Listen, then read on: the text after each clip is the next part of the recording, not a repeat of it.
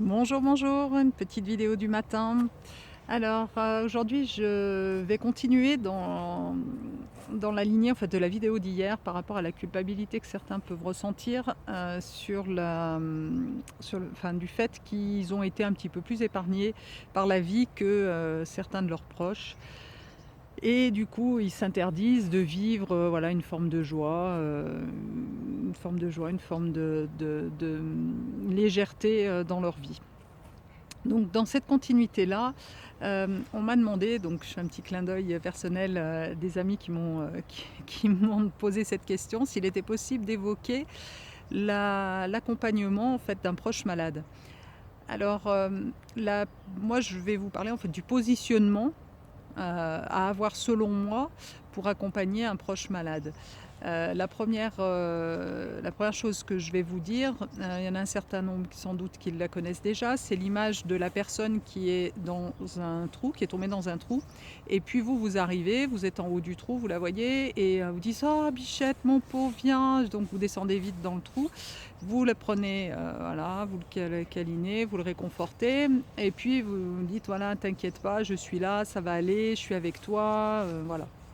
Et là, qu'est-ce qui se passe? Quand vous regardez en haut et que vous voulez sortir du trou, c'est compliqué parce que il n'y a plus personne pour vous aider. Ou en tout cas, maintenant, s'il y a quelqu'un qui va venir vous aider, il faut qu'il en sorte deux du trou. Donc ça va être plus compliqué à trouver. Euh, vous comprenez bien que là, c'est pas très productif, c'est pas très efficace comme comportement, bien que ça soit naturellement un comportement qu'on a tous tendance à suivre, qu'on a tous tendance à aller dedans parce que voilà, on confond un petit peu empathie et sympathie. Et la sympathie, c'est de descendre dans le trou, et l'empathie, c'est voilà, je comprends, j'accueille, je suis dans l'ouverture. Donc la solution, c'est de rester en haut du trou et de dire ok, je vois que tu es en détresse, je te tends la main, je t'aide à remonter. Et puis, si vraiment la personne est trop loin, voilà, vous allez pouvoir discuter avec elle, échanger avec elle, rester là, présent. Et puis à un moment donné, peut-être que la personne au départ, elle tendra même pas la main pour que, même si vous lui proposez, elle va même pas tendre la main pour remonter parce que c'est trop en souffrance. Enfin, il y a trop de souffrance à ce moment-là. Mais vous, c'est pas grave, c'est de respecter ça, d'être dans de la patience, dans de l'accueil de ce qui se passe et de ce qui est là à ce moment-là. Et, euh, de rester aligné, quoi qu'il en soit. Le, vous êtes un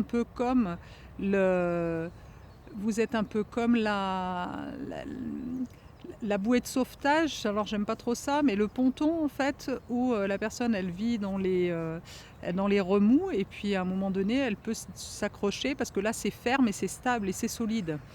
Voilà, donc c'est aussi quelque chose, une situation qui va pousser à travailler sur soi, qui va pousser qui va être un élément si vraiment voilà, vous voulez accompagner une personne et que ça soit efficace voilà, que vous le fassiez bien, et bien ça va être un élément qui va vous inciter à travailler sur vous. Ça peut être le cas avec des enfants par exemple. On voit des parents qui, parce qu'ils ont eu un enfant qui a une malformation, qui a une maladie, et bien d'un coup ils se transforment et ils deviennent voilà, super forts psychologiquement parce que ça transcende réellement. Donc là, c'est dépasser, aller chercher au fond de soi, dépasser des peurs, dépasser ses propres craintes et se dire qu'on n'a pas d'autre choix que nous d'être centrés, alignés, vraiment pour que la personne, voilà, et qu'on puisse être à la fois dans l'accueil, c'est pas de la dureté, hein, parce que vous pouvez être tout à fait dans de l'accueil, d'offrir un espace quand la personne a besoin de partager un émotionnel à un moment donné. Il n'y a absolument aucun problème avec ça, mais que vous, ça ne vous embarque pas dans cet émotionnel. C'est le sien, c'est pas le vôtre. De bien à chaque fois dissocier qu'est-ce qui vous appartient et qu'est-ce qui appartient à l'autre. C'est pas en fusionnant que vous pouvez à aucun moment offrir une solution à la personne. Ça va être du court terme. La personne va se sentir réconfortée peut-être sur du très court terme, mais en fait, ça ne résout en rien le problème, et sur le moyen et le long terme, ça n'a aucune action positive. Donc, choisissez le long terme, de ne pas vous faire emmener, de rester vous dans votre périmètre à vous et voilà, ça ne vous empêche pas d'accueillir et d'être très très humain et très présent. Il n'y a aucun problème avec ça, mais tout en ayant vraiment tout le temps conscience de qu'est-ce qui m'appartient, qu'est-ce qui appartient à l'autre. Voilà, bah, sur ces quelques